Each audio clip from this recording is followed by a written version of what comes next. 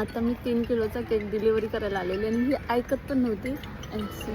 नमस्कार मंडळी. तर तुम्ही मला ऑलवेज बोलताना तू किती बिझी आहे, कॉल नाही उचलत. चला मी आज तुम्हाला माझ्या आजच्या दिवसातला पूर्ण शेड्यूल दाखवते. तर ह्या 2 मला ऑर्डर होत्या ज्या की दिव्यावरून आलेल्या, आणि एक ॲनिव्हर्सरीचा केक होता जो की 1 kgचा होता आणि 2 kgचा स्पायडरमॅनचा होता. तर हे दोन्हीही केक मी पूर्णपणे रेडी केले आणि त्यांना स्टेशनला द्यायचं होतं. तर आमची जी छोटी बेबी आहे ती पाठी लागली की माऊ मला पण यायचं, आणि ती फक्त 2.5 वर्षाची आहे. आणि मला काय समजत नव्हते. माझे काका पण होते, त्यांनी हा मोठा केक पकडलेला आणि छोटा केक मी पुढे ठेवलेला. आता मी 3 किलोचा केक डिलिव्हरी करायला आलेली आणि ही ऐकत पण नव्हती. हाच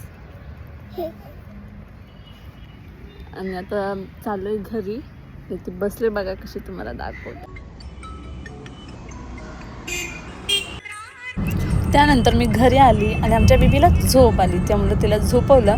आणि त्यामध्ये मला अर्जंट ऑर्डर आली जे की माहीमवरून होती 3 kgची. आणि ह्या केकची मला रेकॉर्डिंग करायला खरंच नाही जमलं, तर ते पटापट मी रेडी केला. मॅमला 6 वाजता जायचं होतं आणि त्यांना ऑर्डर दिली, तर पटापटा मी बनवला आणि दिला.